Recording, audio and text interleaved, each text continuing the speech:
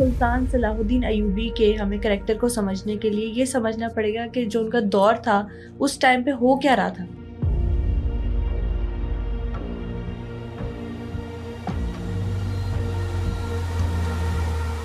یہ مصداق ہے رسول اللہ صلی اللہ علیہ وسلم کی ایک ایسی حدیث کا۔ سیدی رسول اللہ صلی اللہ علیہ وسلم نے فرمایا تھا کہ ایک وقت آئے گا کہ دنیا کی اقوام تم پر ایسے ٹوٹ پڑیں گی جیسے بھوکے کتے کھانے کی دسترخوان پر ٹوٹتے ہیں۔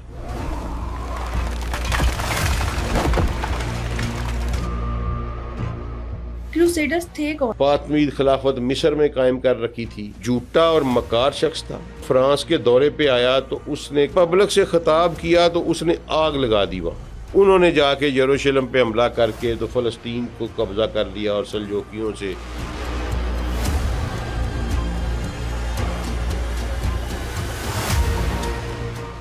آپ یقین کریں کہ ویسٹرن ہسٹورین لکھتے ہیں کہ ایک سوار جو گھوڑے پہ بیٹھے ہوئے تھے ان کے گھوڑوں کے گھٹنوں تک فلسطین کی یروشلم کی گلیوں میں خون کی ندی چل رہی تھی۔ اچھا، تو 80 سالوں میں ریٹیلیشن نہیں تھی ایز اے یونٹ؟ نور الدین زنگی ایک خواب دیکھتا ہے کہ رسول اللہ صلی اللہ علیہ وسلم اسے خواب میں آ کے کہتے ہیں کہ مدینے پہنچ۔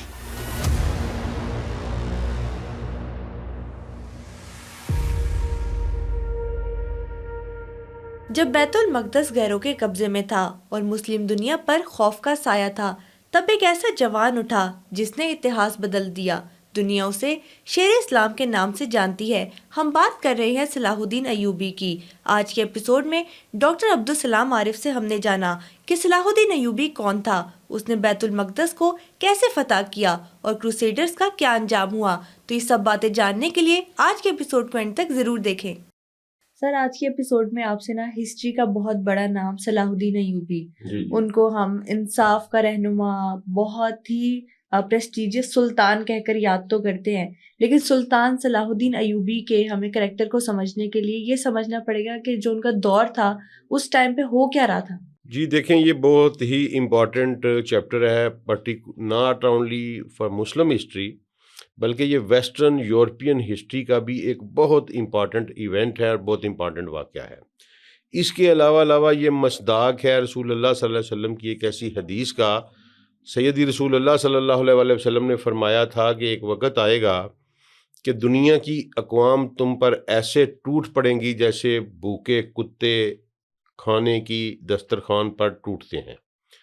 تو یہ جو یورپین اقوام ہیں، یہ جو انہوں نے اپنے اوپر ایک غلاف چڑھایا ہوا ہے سیولائزیشن کا۔ اگر آپ یہ ہسٹری پڑھیں تو آپ کو پتہ چلتا ہے کہ دنیا کی گندی ترین اقوام ویسٹرن یورپین اقوام ہیں، جھوٹے، منافق اور انسانی خون کے پیاسے۔ انہوں نے اس سارے ایپیسوڈ میں خون کی وہ ہولی کھیلی ہے کہ آج بھی ویسٹرن یورپ کے جو ہسٹورینز ہیں، یہ باتیں ہمارے ہسٹورینز نے نہیں بتائیں جو آج میں آپ کے ساتھ کروں گا، یہ ویسٹرن ہسٹورینز نے ہمیں خود بتائی ہوئی ہیں کہ انہوں نے کیا کیا گل کھلائے اور یہ کتنی غلیظ اقوام ہیں، یہ جو ویسٹرن یورپ کی اقوام ہے۔ اس کے ساتھ ساتھ یہ جس کو ہم کروسیڈز کہتے ہیں یا صلیبی جنگیں کہتے ہیں، اس کا بہت بڑا قرض امت محمد کے ہر فرد کے اوپر ہے، اور انشاءاللہ اللہ ہمیں وقت دے گا، موقع دے گا اور ہم یہ قرض اتاریں گے۔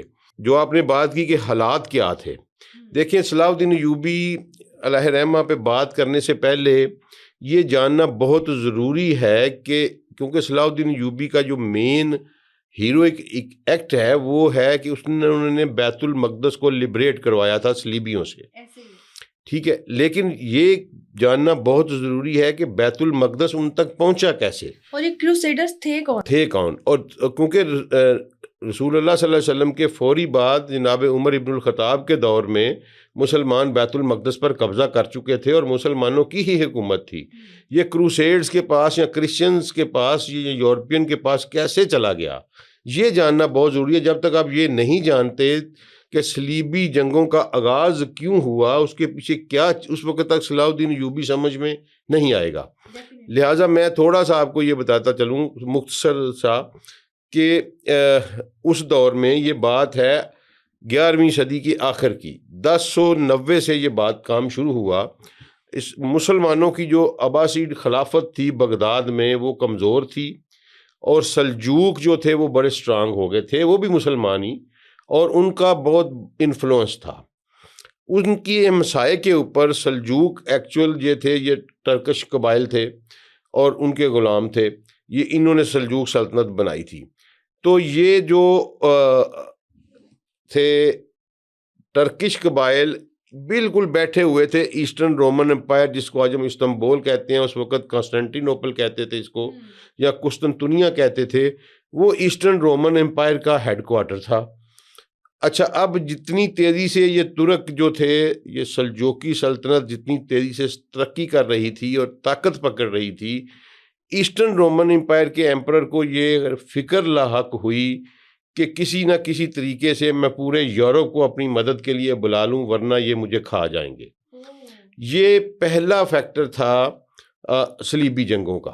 اچھا، اس کے علاوہ یورپ میں جب ہم دیکھتے ہیں تو اس وقت چرچ جو ہے وہ اپنی قوت کھو رہا تھا، تو چرچ کو ایک ایسی ہولی وار کی ضرورت تھی جس کے پیچھے سارے کا سارا ریلیجس زیل ہو، ایک مذہبی دیوانگی ہو جس کے پیچھے، تاکہ چرچ جو ہے وہ اپنی اہمیت یورپ میں برقرار رکھ سکے. اس کے لیے ایک ان کا تھا، پوپ تھا رومن کیتھولک کا، جس کو پوپ اربن II کہتے ہیں. پوپ اربن II ایک انتہائی جھوٹا اور مکار شخص تھا. اس نے یورپ میں، وہ فرانس کے دورے پہ آیا تو اس نے کہا کہ میں جناب پبلک سے خطاب کروں گا. جب اس نے پبلک سے خطاب کیا تو اس نے آگ لگا دی وہاں پہ. اس نے کہا جی کہ ہماری جو ہولی لینڈز ہیں یہ مسلمانوں کے قبضے میں ہیں، تم سارے ڈوب مرو. اس کے علاوہ مسلمان جو ہیں وہاں کرسچنز کی بیٹیاں اٹھا کے لے جاتے ہیں، وہاں ان کی زندگی، حتیٰ کہ اس قسم کی کوئی بات نہیں تھی. پوپ اربن کے تمام کا تمام یہ جھوٹ پہ مبنی تھا، اور ایکچوئل یہ گٹھ جوڑ تھا پوپ اربن کا اور ایسٹرن رومن امپائر کے ایمپرر کا. پراپیگنڈا تھا، گٹھ جوڑ تھا کہ کس طرح لوگوں کو بھڑکایا جائے. اب اس پوپ اربن کی خطبوں کی، اس کی لیکچرز جو دیے اس نے یورپ کے مختلف شہروں میں جا کے، اس کا نتیجہ یہ ہوا کہ پورا یورپ مسلمانوں کے خون کا پیاسا بن کے جی اٹھ کے کھڑا ہو گیا. اچھا، اور انہوں نے جنگ کی تیاری شروع کر دی ڈفرینٹ علاقوں سے، اور پورا یورپ آیا اس میں. یہ نہیں کہ کوئی بلندیزی بھی آئے اس میں، اسپانوی بھی آئے، فرینچ بھی آئے، اٹیلین بھی آئے، انگلینڈ والے، سارا یورپ جو ہے جی، یہ اپنے اپنے ملکوں میں انہوں نے آرمی جو ہے وہ اکٹھی کرنی شروع کر دی. یہ آرمی ابھی بانی رہی تھی تو ایک اور جنونی بندہ تھا، اس کا نام پیٹر تھا. وہ پیٹر کے پاس اس نے اپنی ایک پرائیویٹ آرمی بنائی، اور وہ اس آرمی سے پہلے ہی چل پڑا. اچھا، اس نے آ کے تو وہ پہنچا جب کانسٹنٹی نوپل، تو وہاں لوگوں نے اس کو کوئی اتنا وارم رسپانس نہیں دیا. اس نے بڑی آگ لگانے کی کوشش کی، لیکن لوگوں نے، اس کانسٹنٹی نوپل کے لوگوں نے اتنا رسپانس نہیں دیا اس کو. اس نے آ کے پہلا اٹیک کیا ہے، جس کو پری کروسیڈ بھی کہتے ہیں. ٹھیک ہے جی، پہلا اٹیک کیا، اور وہ پہلا اٹیک جو تھا وہ سلجوکیوں نے روک لیا، اور جو پیٹر کا لشکر تھا وہ سارے کا سارا جو ہے تباہ و برباد کر دیا. اچھا جی، نیکیا ایک کیپٹل تھا ترکی کے کنارے کے اوپر، آج بھی وہ شہر ہے لیکن اس کا نام کوئی اور ہے. اس نیکیا کے اوپر انہوں نے اٹیک کیا. اچھا، وہ جب شکست ہو گئی تو اتنی دیر میں پیچھے سے یہ جو پوپ اربن کی نے فوج تیار کی تھی، اس میں منافقت دیکھیں گے. فوج تیار کر کے وہ آپ فوج کے ساتھ نہیں آیا، اس نے اپنا نمائندہ بھیج دیا. اور پھر جب یہ 1,00,000 کا ٹڈی دل یہ لشکر تھا، جو کہ ویسٹرن یورپ کی تمام اقوام پر مشتمل تھا، اور اس میں ان کی جو رائل فیملیز تھے ان کے بندے اس کو کمانڈ کر رہے تھے. یعنی بادشاہ کا کوئی بھائی تھا، کوئی بادشاہ کا بیٹا تھا، فرینچ بادشاہ کا، جرمن بادشاہ کا، ہسپانوی بادشاہ کا، اس طرح. یعنی پوری اسٹریٹجی کے ساتھ، یہ پوری تیاری کے ساتھ جو ہے جی 1,00,000 کا لشکر لے کے یہ کانسٹنٹی نوپل پہنچے. کانسٹینٹینوپل کا جو ایمپرر تھا اس نے اپنی فوج ان کے ساتھ دی، اور وہ جو پیٹر تھا وہ پہلی جو پری کروسیڈ تھی اس میں شکست کھا کے تو وہ چھپا ہوا تھا کہیں، وہ بھی نکل کے باہر آ گیا، اور یہ وہاں ان کو اس میدان میں لے گیا جہاں وہ نیکیا کی وار ہوئی تھی، اور وہاں ان کی ہڈیاں وڈیاں پڑی تھیں جسے ہم پڑھے تھے ابھی 6 ماہ پہلے کی بات تھی۔ تو وہ دیکھ کے تو لوگ اور آگ بگولا ہو گئے۔ انہوں نے سب سے پہلے نیکیا پہ چڑھائی کی، اور نیکیا پہ ظاہر ہے اتنی بڑی فوج تھی، وہ سلجوق جو ہے وہ نہ اس کا مقابلہ کر سکے۔ تو وہاں جب یہ شہر میں داخل ہوئے ہیں، انہوں نے خون کی وہ ہولی کھیلی، نہ کوئی انہوں نے بزرگ چھوڑا، نہ عورت چھوڑی، نہ بچہ چھوڑا، نہ کسی کی عزت چھوڑی، نہ کسی کی جان چھوڑی، نہ کسی کا مال چھوڑا۔ اتنا گنونا چہرہ بے نقاب ہوا۔ یہ جو آج سیولائزیشن کے ماسٹر یا مامے بنے بیٹھے ہیں، ان کے آباء و اجداد کا بڑا گندا اور طریق چہرہ ہے۔ اچھا جی، وہ انہوں نے جب یہ ہوا واقعہ 1095 میں پوپ اربن II نے نہ آگ لگائی ہے، خطبے شروع کیے ہیں۔ 1097 میں جو ہے یہ فوج جو ہے نا یہ چلی اور پہنچی کانسٹینٹینوپل میں۔ اچھا، وہاں سے یہ نیکیا فتح کیا۔ نیکیا کے بعد ایک امپورٹنٹ شہر آتا ہے جو آج بھی ترکی اور شام کے بارڈر پہ، اس کو انطاکیہ کہتے ہیں۔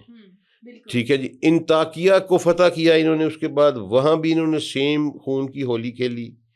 اچھا، اس کے بعد انطاکیہ سے پھر یہ شام میں داخل ہو گئے۔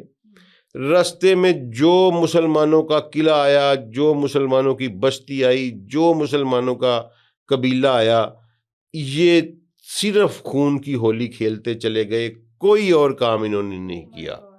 اتنا کو مسلمان قتل ہوا کہ جس کا کوئی ڈیٹا ہمیں نہیں ملتا۔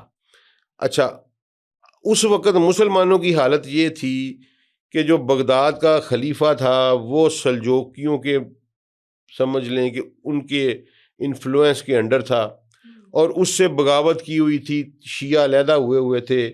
اہل تشیع نے فاطمید کے نام کے اوپر فاطمید خلافت مصر میں قائم کر رکھی تھی۔ اب جو ہی وہ انطاکیہ جو ہے وہ لوز کیا سلجوکیوں نے اور شکست کھائی، تو بجائے اس کے کہ فاطمید مسلمان بن کے تو اس پہ حملہ کرتے صلیبیوں پہ، انہوں نے جا کے یروشلم پہ حملہ کر کے تو فلسطین کو قبضہ کر لیا اور سلجوکیوں سے فلسطین چھین لیا، اور فاطمید خود جا کے وہاں بیٹھ گئے۔ اچھا دیکھیں، یہی بات ہم آج بھی اپنی نوجوان نسل کو سمجھا رہے ہیں کہ آپ کو مارنے والا یہ نہیں دیکھتا کہ یہ شیعہ ہے کہ سنی ہے کہ دیوبندی ہے کہ بریلوی ہے کہ اہل حدیث ہے، وہ چاہتا ہے ہم ڈیوائڈ۔ اس کی نظر میں آپ مسلمان ہیں، بس اس نے مارنا ہی مارنا ہے آپ کو۔ قرآن کا یہ فیصلہ ہے کہ یہ تمہیں کافر کر کے مارنا چاہتے ہیں، تو اسی فیصلے کے تحت ہمیں متحد ہو جانا چاہیے ہمیں، کیونکہ دشمن نے یہ، ہم آپس میں تو دیکھ لیں گے کہ شیعہ سنی کون ہے، لیکن دشمن مارتے ہوئے ہمیں بالکل نہیں دیکھتا۔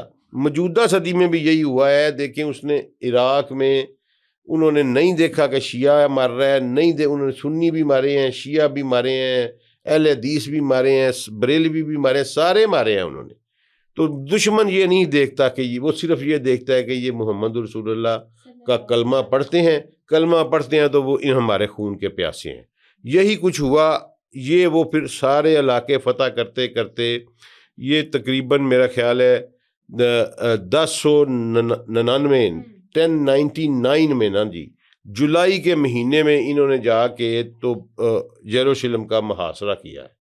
اب یروشلم کا جو ڈیفنس تھا نا وہ بڑا شاندار تھا اور صدیوں سے چلا آ رہا تھا۔ مسلمانوں نے بھی جب اس کو فتح کیا تھا تو مذاکرات سے کیا تھا، کیونکہ اس شہر کی بناوٹ اس طرح کی تھی کہ اس کی 50 فٹ اونچی دیواریں تھیں اور 10 فٹ چوڑی دیوار تھی پورے شہر کی اس زمانے میں۔ اور پھر یہ ہے کہ انڈر گراؤنڈ واٹر سسٹم تھا، جو پانی جو ہے ان کے پاس شارٹیج نہیں ہوتا تھا، خوراک کے بڑے بڑے سائلوز گودام اندر بنے ہوئے تھے، سال ہر سال تک وہ شہر جو ہے وہ محاصرہ برداشت کر سکتا تھا۔ مسلمانوں نے بھی جب سیدنا عمر ابن الخطاب کی آرمی نے جب اس کو صحابہ کرام نے جب گھیرے میں لیا تو اس وقت بھی یہ مذاکرات سے ہی فتح ہوا تھا۔ اچھا، اس دفعہ کیا ہوا؟ اس دفعہ یہ چونکہ تعداد میں بہت زیادہ تھے، پھر فاطمیوں نے ایک جاتے ہی بہت بڑی غلطی کی اس نے دیکھا کہ جو ہی کروسیڈ جو صلیب کے نام پہ اب ان کا نام جو ہے نا یہ 1 صدی کے بعد کروسیڈ رکھا گیا. تو کروسیڈز کا پہلا نام پہلے وہ ایک مذہبی ہولی وار اس کو کہتے تھے. ٹھیک ہے جی. اور اس کو اس نے نشان صلیب کا ضرور دیا. ان کا یونیفارم بھی وہ صلیب بنی ہوتی تھی وائٹ کلر کے. ان کے ہر لشکر کے ہر کمانڈر کے آگے آگے صلیب چلتی تھی. ٹھیک ہے. جس کی وجہ سے مسلمان انہیں صلیبی کہنا شروع ہو گئے. تو پھر یہ وہاں سے کروسیڈ پڑا. اب ان کے حملے کی کوئی ریزن سمجھ نہیں آتی بالکل سوائے اس کے کہ یہ مسلمانوں کی دشمنی میں ان کے خون کے پیاسے بن کر یہ اس ایریا میں آئے. اور پھر انہوں نے 1099 جولائی اگست کے مہینے میں اس نے غلطی یہ کی جو فاطمید کا جو تھا رولر یروشلم کا, اس نے غلطی یہ کی کہ اس نے دیکھا کہ جب کروسیڈز آ رہے ہیں صلیبی آ رہے ہیں تو جتنی لوکل کرسچن آبادی تھی نا وہ ساری اس نے شہر سے نکال دی. یہ ایک بگ مسٹیک تھی اور اس کریٹیکل سچویشن پہ اسے ان کی لائلٹیز ون کرنی چاہیے تھیں بجائے اس کے کہ وہ نکال دیے. جب وہ نکال لے تو انہوں نے اندر والی ساری بات جا کے بتا دی کہ ان کے پاس اتنا اسلحہ ہے, اتنا بندے ہیں, یہ اسلحہ ہے. وہ ساری جاسوسی جو تھی نا وہ ریڈ مخبری مل گئی. اس کے علاوہ فاطمیوں نے یہ کیا کہ گرد و نواح میں جتنے کنویں تھے ان سب میں زہر ملا دیا, لیکن وہ جو اندر سے کرسچنز نکلے وہ ان کو اور دور تھوڑے پانی کے ذخائر پہ لے گئے. اس طرح لکڑی کی انہیں جب ضرورت پڑی وہ بھی لکڑی تلاش کرنے میں جو اندر سے کرسچن آئے انہوں نے مدد کی. یعنی یہ ایک ایسا رانگ وار ٹیکٹیکل پروو ہوا فاطمید رولر کا جس نے ان کی صلیبیوں کی رستے کو ہموار کر دیا فتح کا. تو قصہ مختصر کہ یہ جب داخل ہوئے ہیں تو اس کے بعد انہوں نے خون کی وہ ہولی کھیلی ہے کہ تاریخ انسانیت میں اس کی کسی قسم کی کوئی مثال نہیں ملتی. آپ یقین کریں کہ ویسٹرن ہسٹورین لکھتے ہیں کہ ایک سوار جو گھوڑے پہ بیٹھے ہوئے تھے ان کے گھوڑوں کے گھٹنوں تک فلسطین کی یروشلم کی گلیوں میں خون کی ندی چل رہی تھی. ٹھیک ہے. آپ دیکھیں خون جم جاتا ہے, یہ خون تھوڑی کوانٹی میں ہو تو وہ جم جاتا ہے. وہ کتنا خون ہوگا کہ جو گھٹنوں تک گھوڑوں کے جو ہے وہ بہہ رہا تھا, اور کوئی انسان انہوں نے نہیں زندہ چھوڑا. کسی خاتون کی عزت انہوں نے محفوظ نہیں چھوڑی. انہوں نے درندگی کا وہ مظاہرہ کیا جس کا قرض ہم پر آج تک باقی ہے. اور ہسٹری میں بات کھل کے کیوں نہیں بتائی جاتی؟ ہسٹری میں بات کھل کے اس لیے نہیں بتائی جاتی کہ اس وقت سارے میڈیا کے اوپر ساری جو سورس آف انفارمیشن ہے اس کے اوپر ان کا قبضہ ہے ویسٹرن یورپ کا, اس لیے یہ کھل کے بات نہیں بتائی جا سکتی اپنے بچوں کو. اور دوسرا یہ ہے کہ ہم انفارچونیٹلی ویسٹرنائز ہو رہے ہیں. ہم نے اپنے بچوں کو کبھی پڑھایا ہی نہیں کہ صلاح الدین ایوبی کون تھا, وہ ہمارا ہیرو کس طرح تھا, خالد بن ولید کون تھا. ٹھیک ہے. یہ سارے جو ہم نے تو ہیرو نئے بنا لیے ہیں. ٹھیک ہے. اور ہمارے بچے تو ان سے اب نہ بلد ہوتے چلے جا رہے ہیں. یہی پرابلم ہے. یہ رسول اللہ صلی اللہ علیہ وسلم کی وہی حدیث تھی کہ یہ کتے کی طرح, جس طرح کتے بھوکے کھانے پہ ٹوٹتے ہیں, باہر کی اقوام آپ پر ٹوٹ پڑیں گی, اور یہ یورپ کی اقوام مل کر ہمارے اوپر ٹوٹ پڑیں, اور انہوں نے ہم سے پھر ہمارے ساتھ وہ کیا. اب اس کو جو ہے یہ صلیبی بیک گراؤنڈ ہے. یہ 1099 میں جو ہے نا جی یہ چلا گیا ان کے قبضے میں. ٹھیک ہے. اور پھر یہ کوئی تقریباً سمجھ لیں کہ 85-86 سال جو ہے نا جی یہ انہی کے قبضے میں رہا. لیکن مسلمان چونکہ تتر بتتر ہوئے تھے, پھر انہوں نے یہ کیا کہ انہوں نے ایک تو یروشلم پہ قبضہ کیا, پھر انہوں نے اگر آپ جغرافیہ دیکھیں نا, میپ دیکھیں ورلڈ کا, تو انہوں نے وہ رستہ جو تھا نا جو مصر سے لے کر ترکی تک, آگے یورپ شروع ہو جاتا ہے, پھر فلسطین سے لے کر ترکی تک انہوں نے اپنی 4 کروسیڈ سٹیٹس بنائیں. ٹھیک ہے. اور اس میں عراق کے بھی کچھ علاقے تھے, تکریت کے علاقے تھے, لیبنن کے علاقے تھے, شام کے علاقے تھے, ترکی کے علاقے تھے. یہ وہی پہ رستہ ہے جس کے بارے میں قیامت کے قریب کی آخری ملحمہ کی جو پیشین گوئی ہے, اسی رستے سے پھر دوبارہ یہ آئیں گے. میری بات لکھ لیجئے گا, کیونکہ یہ رسول اللہ صلی اللہ علیہ وسلم نے فرمایا ہوا ہے کہ یہ 9,60,000 بندوں کا آرمی لے کے ایک دفعہ پھر اسی رستے سے آئیں گے. اسی طرح استنبول کو رونتے ہوئے گزریں گے، اسی طرح شام کو رونتے ہوئے گزریں گے، اور بہت بڑی جنگ جو ہے وہ شام کے علاقے میں لڑی جائے گی۔ اس کو ملحمۃ الکبریٰ ہمارے رسول نے کہا ہے، اور جو کرسچنز ہیں وہ اس کو ہرمجڈون کہتے ہیں، آرمیگڈون کہتے ہیں۔ یہ آرمیگڈون کا روٹ اس وقت انہوں نے ڈیفائن کیا کیونکہ رسول اللہ نے فرمایا کہ یہ قیامت کے قریب جب ملحمہ ہوگا اس وقت یہ 80 جھنڈے لے کے آئیں گے، اور ہر جھنڈے کے نیچے 12,000 کا لشکر ہوگا، یعنی بر 96 9,60,000 کی آرمی بنتی ہے۔ یعنی ایک بار پھر پورے کا پورا یورپ مل کے ہمارے اوپر حملہ آور ہوگا۔ اور یہ معاملہ کس کا ہوگا؟ تھرڈ ٹیمپل کا؟ یہ تھرڈ ٹیمپل کا معاملہ ہوگا، ٹھیک ہے جی۔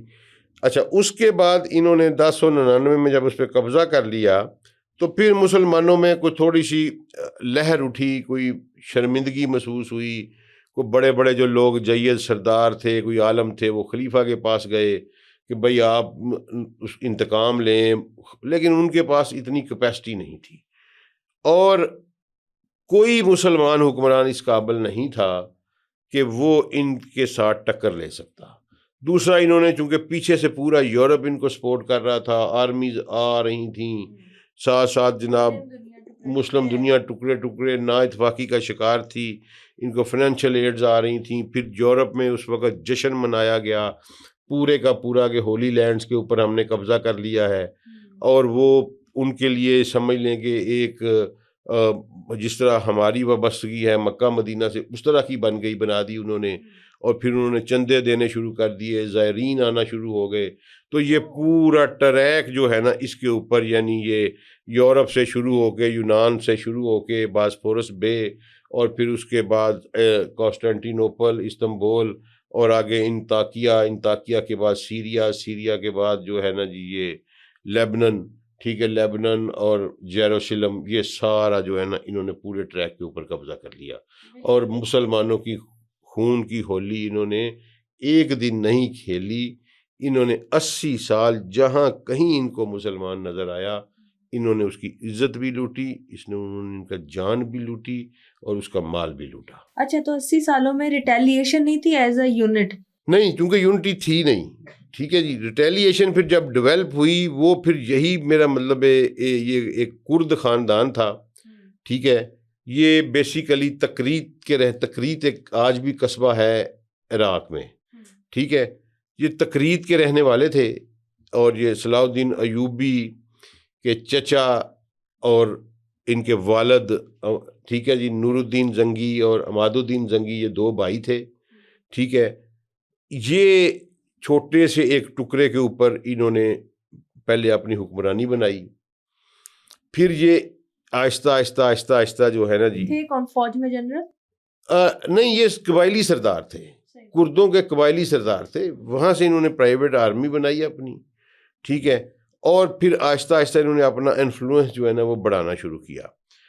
پھر انہوں نے ایلیجنس لے لی، خلافت کے ساتھ بھی ایلیجنس لے لی جو بغداد میں بیٹھا ہوا تھا، ٹھیک ہے، سلجوقوں کو بھی انہوں نے سپورٹ کیا، لیکن ان کا المیہ یہ رہا نور الدین زنگی کی لائف تک کہ وہ ایک قدم آگے جاتا تھا صلیبیوں کے خلاف تو پیچھے 10 قدم پیچھے آنا پڑتا تھا اس کو، ٹھیک ہے، پیچھے سے صلیبی جو ہیں وہ بغاوت کرا دیتے تھے، مسلمانوں کو خرید لیتے تھے، مسلمانوں میں انہوں نے اپنے ایجنٹ چھوڑ رکھے تھے، وہ ایک عجیب و غریب قسم کا ماحول جو ہے نا انہوں نے پیدا کر کے مسلمانوں کو بالکل ہتھل کیا ہوا تھا۔ نور الدین زنگی جو تھا وہ ایک درویش صفت انسان تھا۔ یہاں رک کے میں ایک واقعہ اور اس کا بیان کرنا چاہتا ہوں جو اگرچہ آپ کے ٹاپک سے ریلیونٹ نہیں ہے، لیکن نور الدین زنگی جس کی وجہ سے امت مسلمہ اس کی عزت کرتی ہے، وہ یہ واقعہ نہیں ہے کہ وہ اس کا سلطان صلاح الدین ایوبی کو انٹروڈیوس کرانے والا تھا، اس کی عزت کسی اور وجہ سے ہے، اور یہ ہسٹوریکل واقعہ ہے جو کہ محسودی نے بھی بیان کیا ہے اپنی تاریخ میں۔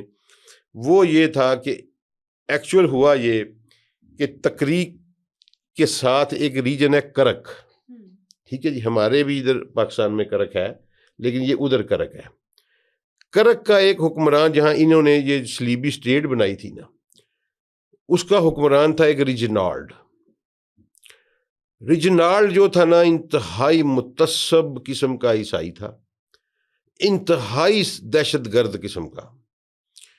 اس نے پہلے تو یہ قسم کھائی کہ میں رسول اللہ صلی اللہ علیہ وآلہ وسلم کی قبر مبارک پر حملہ کروں گا اور وہ قبر وہاں سے اکھاڑ دوں گا. اس کے لیے اس نے ایک بحری بیڑا تیار کیا اور مدینہ سے کوئی 1.5-2 گھنٹے کی ڈرائیو پہ ایک پورٹ ہے یمبو کی، ٹھیک ہے جی، آج بھی وہ ہے یمبو کی پورٹ. تو اس نے میڈیٹرینین سی سے وہ ریڈ سی میں داخل ہوا اور یمبو کی پورٹ کی طرف بڑھا. لیکن اس کو پھر ایک سلجوکی سردار تھا، اس نے آ کے سمندر میں روکا اور اس کا وہ حملہ ناکام بنایا. اچھا، اس کے بعد اس نے یہ کیا کہ ایک تو وہ چونکہ وہاں سے وہ مسلمان جو مصر سے آتے تھے حج کے لیے، ان کا وہ ٹریک تھا، درمیان میں وہ کرک میں بیٹھا ہوا تھا. اس نے حج کے کاروان کو ستانا شروع کر دیا اور مدینہ میں وہ ہر کارواں کے ہاتھوں تھریٹننگ پیغام بھجواتا تھا، مدینہ کے لوگوں کو ڈراتا تھا. اچھا، یعنی اس کا ٹارگٹ سیدھا رسول اللہ صلی اللہ علیہ وآلہ وسلم تھے، رجنالڈ کا. اچھا، اس کے علاوہ اس نے ایک اور مذموم حرکت یہ کروائی کہ اس نے 2 یہودی تیار کیے. اور اب میں آپ کو یہ بھی بات بتاؤں کہ قرآن کا یہ معجزہ ہے. قرآن نے آج سے 1450 سال پہلے کہا تھا کہ یہود و نصارہ آپس میں دوست ہیں، لیکن یہ دوستی ان کی 20ویں صدی میں ہوئی ہے. اس سے پہلے یہ ایک دوسرے کے دشمن تھے بہت بڑے، ٹھیک ہے جی. اب قرآن نے اس وقت جو کہا تھا وہ آج ثابت ہو رہا ہے کہ یہ واقعی اندر سے ایک دوسرے کے دوست ہیں، بے شک عقل والوں کے لیے نشانیاں ہیں. اچھا، اس نے جناب 2 بندوں کو تیار کیا، واللہ عالم وہ کرسچن تھے کہ یہودی تھے، لیکن اس نے ان کو نا اسلامک وے آف لائف میں ٹرین کیا اور وہ بڑے شیخ بن کے، جس طرح ہمارے ہاں پیر نہیں ہوتے بڑے، عربی میں ان کو شیخ کہتے ہیں، تو وہ بڑے شیخ بن کے مدینہ میں گئے. وہاں انہوں نے عبادت گزاری شروع کر دی اور مدینہ کے لوگ ان کے گرویدہ ہو گئے. سخاوت بھی وہ بہت کرتے تھے، کھانا کھلاتے تھے لوگوں کو اور عبادت کرتے تھے. اچھا، اب وہ لوگوں نے ان کو پیر مان لیا، وہاں کا شیخ مان لیا، وہ وہاں رہنے شروع ہو گئے. پتہ نہیں کتنے سال گزر گئے، اس سے 10-12 سال گزر گئے. اب نور الدین زنگی جو تھا اس وقت وہ مصر میں اپنا ان کے فاطمید کے خلاف اس نے لڑائی لڑی اور مصر پہ وہ قبضہ کر چکا تھا، فاطمید کو مصر سے وہ جڑ سے اکھاڑ چکا تھا. نور الدین زنگی ایک خواب دیکھتا ہے کہ رسول اللہ صلی اللہ علیہ وسلم اسے خواب میں آ کے کہتے ہیں کہ مدینے پہنچ اور مجھے بچا. وہ پریشان ہو کے اٹھتا ہے، اس کو سمجھ نہیں لگتی یہ کیا ہے.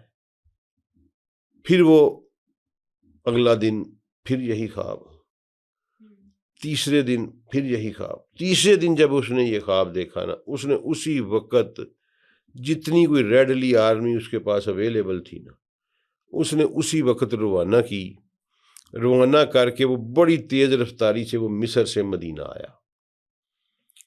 اچھا جی، مصر سے مدینہ جب وہ پہنچا تو اس نے مدینہ کا نام محاصرہ کر لیا.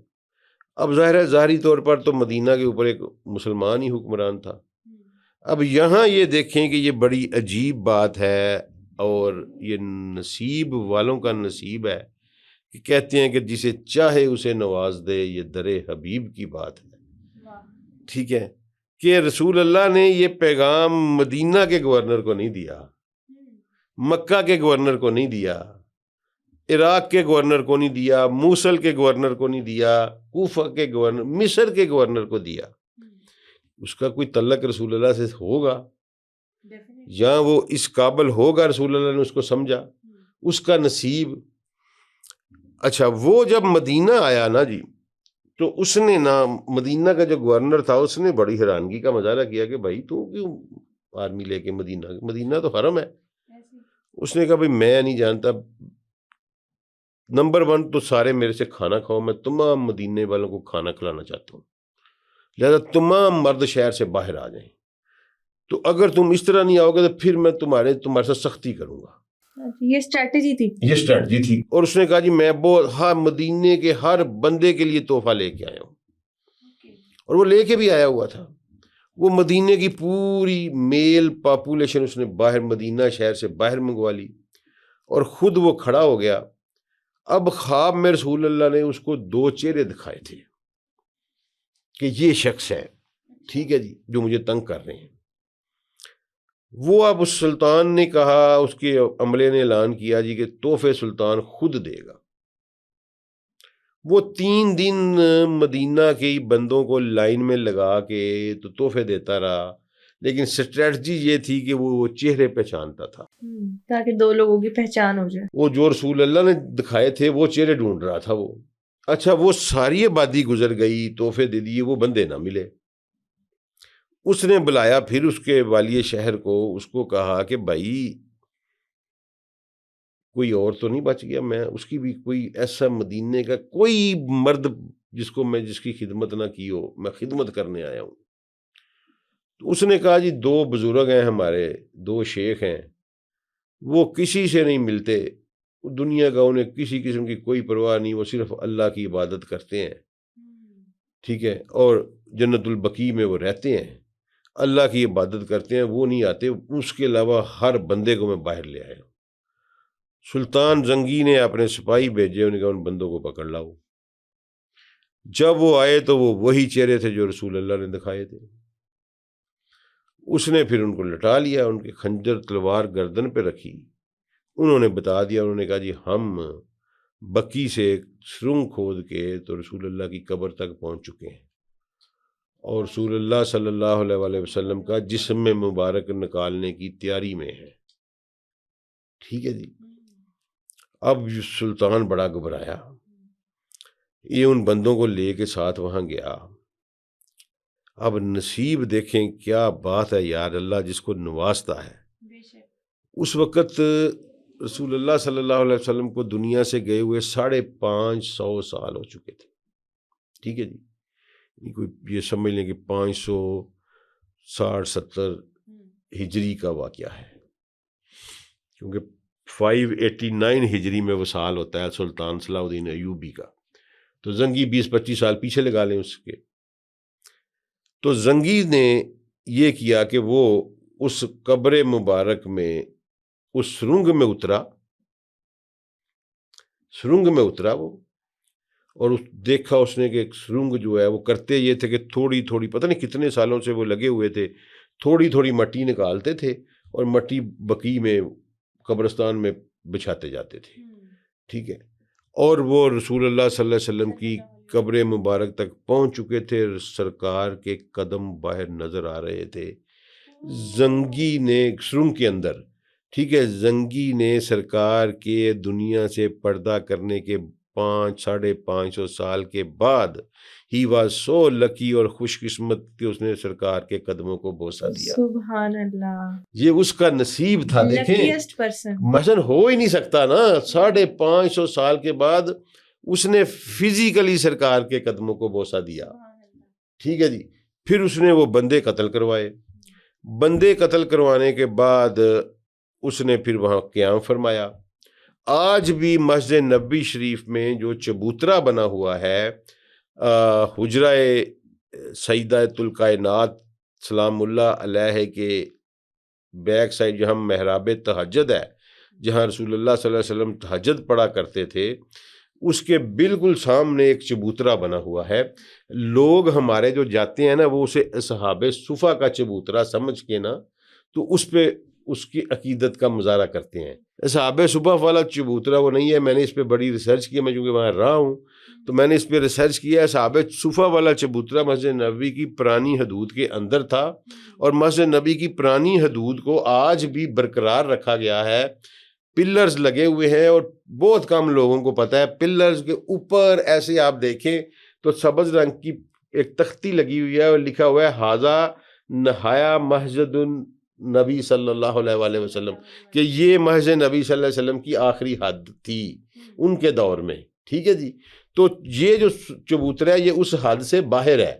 یہ زنگ پھر میں نے وہاں لوگوں سے پوچھا، مقامی لوگوں سے پوچھا، پھر مجھے مدینہ یونیورسٹی کا ایک پروفیسر تھے، انہوں نے مجھے بتایا کہ یہ اس کو کہتے ہیں چبوترہ زنگی، ٹھیک ہے جی، زنگی اس چبوترے پہ ٹھہرتا تھا، وہ وہاں ٹھہرا، اس نے کیا کیا، پھر اس نے رسول اللہ صلی اللہ علیہ وآلہ وسلم کے قبر مبارک کے ارد گرد زمین کھدوائی، یہاں تک کہ نیچے سے پانی نکل آیا، بہت ڈیپ گیا وہ، وہاں وہ پھر اس نے ساری لیڈ سیسا جس کو کہتے ہیں سیسا پگھلا کے ڈالا پروٹیکشن کے لیے، کہ آئندہ کوئی کھود نہ سکے، یہاں تک پہنچ ہی نہ سکے، ٹھیک ہے جی۔ وہ شیشے کی دیوار اس نے زمین جہاں تک وہ کھدائی کر سکتا تھا، ہیومنلی پاسبل تھی، اس نے وہاں تک کھدائی کی، اس کو سیسا پگھلایا، پگھلے ہوئے شیشے سے اس کو بھرا، اور پھر اس کے اوپر جو ہے نا ایک اور دیوار جو ہے وہ تعمیر کروائی، ٹھیک ہے۔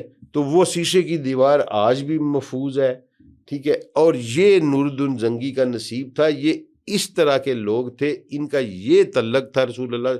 آپ کو یہ کہانی بتانے کا مقصد یہ ہے کہ یہ یہ جو جنرل یا قبائلی سردار تھے، یہ چنے ہوئے تھے رسول اللہ صلی اللہ علیہ وآلہ وسلم سے، اور ان سے یہ بہت بڑا کام لیا گیا۔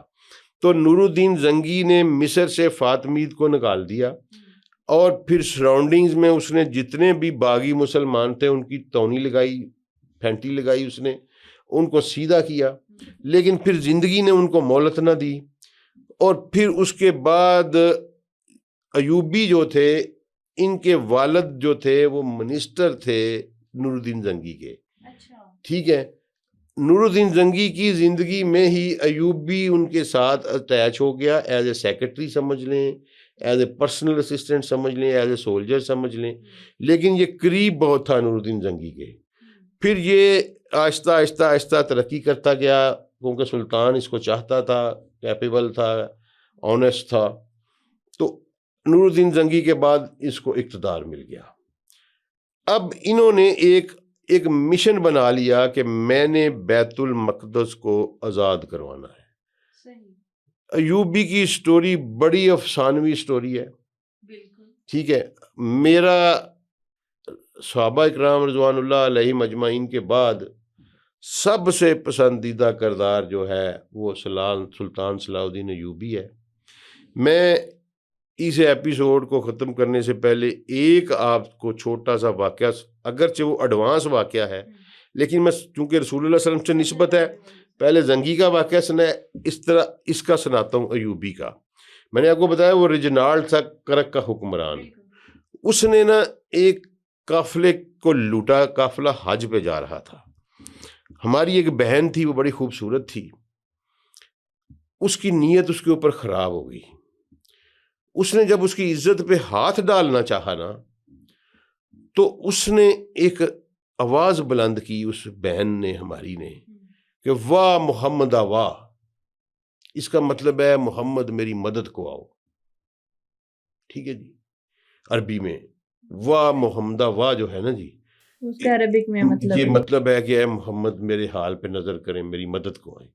تو اس نے اونچی آواز جب اس کی عزت پہ ہاتھ ڈالنے لگا تو اس نے واہ محمد واہ کہا۔